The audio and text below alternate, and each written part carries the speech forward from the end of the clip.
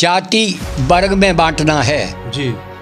कुछ लोग ये समझते हैं कि तुलसीदास ने ये चौपाई केवल शूद्र व्यक्तियों को अपमानित करने के लिए लिखी है।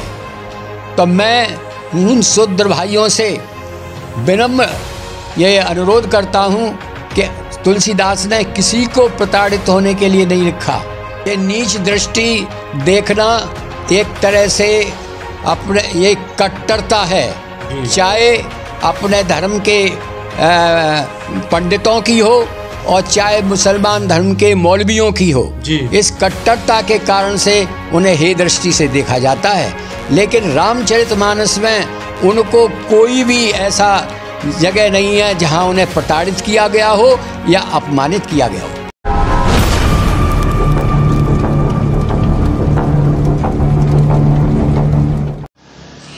नमस्कार, न्यूज इंडिया फर्स्ट में आपका स्वागत है। मैं आपके साथ में रविंद्र कुमार इनसे संवाददाता और मेरे सहयोगी डॉक्टर योगेंद्र प्रजापति छोटी काशी अनूपसर से। इस समय पर हमारी टीम छोटी काशी अनूपसर में पधारी हुई है, जो कि यहाँ पर आरपी उपाध्याय गुरुजी हैं, प्रवक्ता हैं हिंदी के और गायत्री परिवार से जुड़े हुए हैं। तो एक विवाद चल रहा है तुलसीदास जी की रामायण में, वो चौपाई है ढोल गवार शुद्ध पशु नारी सकल ताड़ना के अधिकारी पर ये विवाद चल रहा है। तो उनसे जानकारी करते हैं इस चौपाई के बारे में, इस चौपाई का क्या अर्थ है। तो गुरुदेव, ये चौपाई है, इस पर विवाद चल रहा है, इस पर आप क्या कहना चाह रहे हैं? ढोल गंवार शूद्र पशुनारी सभी ताड़ना के अधिकारी हैं, ये चौपाई का शब्दार्थ है जी। चौपाई का भावार्थ ताड़ना का अर्थ पीटना नहीं अपितु ताड़ना अथवा रक्षा करना है। नंबर 2, ढोल की रक्षा करनी चाहिए, उसे सील नमी से बचाकर रखना चाहिए, अन्यथा ढोल बजेगा ही नहीं। नंबर 3, गंवार का अर्थ है गाली देने वाला व्यक्ति, चाहे वह गांव का हो या शहर का, उसकी भी रक्षा करनी चाहिए। ऐसा व्यक्ति यदि कहीं पिट रहा हो तो उसे बचा लेना चाहिए। नंबर 4, शब्द शूद्र का अर्थ है सेवा करने वाला व्यक्ति। इस वर्ग में मैला ढोने वाले कर्मचारी, सफाई कर्मचारी, मोची, नाई, धोबी, कुम्हार आदि आते हैं। ये सब संपूर्ण समाज अर्थात सभी वर्णों की तथा सभी धर्म के व्यक्तियों की सेवा करते हैं।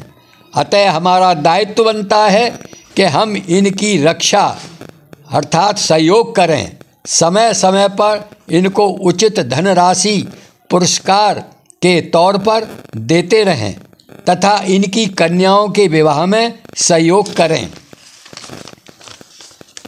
नंबर 5, पशु से तात्पर्य घरेलू पशुओं से है, जैसे गाय, बैल, भैंस, भैंसा, घोड़ा, गधा, खच्चर।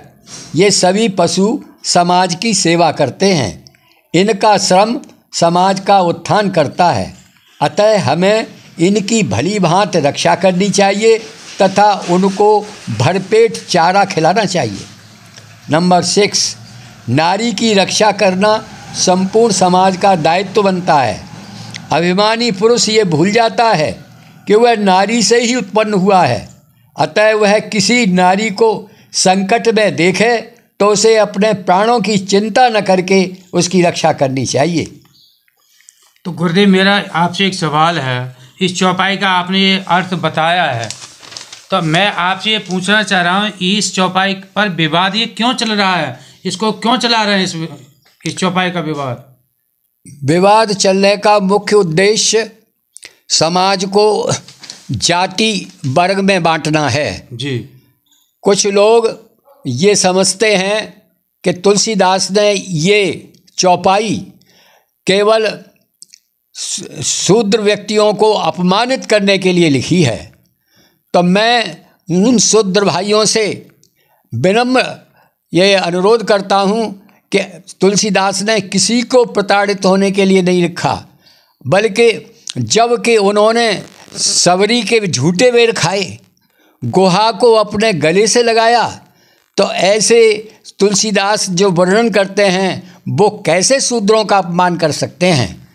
तो गुरुदेव मेरा आपसे एक सवाल है कि शूद्र किसे कहते हैं, शूद्र जाति किसे कहते हैं? शूद्र का मैंने तात्पर्य बताया कि शूद्र माने सेवा करना। जी। जो सेवा करता है वो शूद्र कहलाता है। तो गुरुदेव आप ये बताइए, जो सेवा करता है वो समाज में उत्तम होता, ऊंचा होता है, तो शूद्र को नीच दृष्टि से उसको क्यों देखा जा रहा है समाज में? ये नीच दृष्टि देखना एक तरह से अपने ये कट्टरता है, चाहे अपने धर्म के पंडितों की हो और चाहे मुसलमान धर्म के मौलवियों की हो। इस कट्टरता के कारण से उन्हें हे दृष्टि से देखा जाता है। लेकिन रामचरितमानस में उनको कोई भी ऐसा जगह नहीं है जहां उन्हें प्रताड़ित किया गया हो या अपमानित किया गया हो।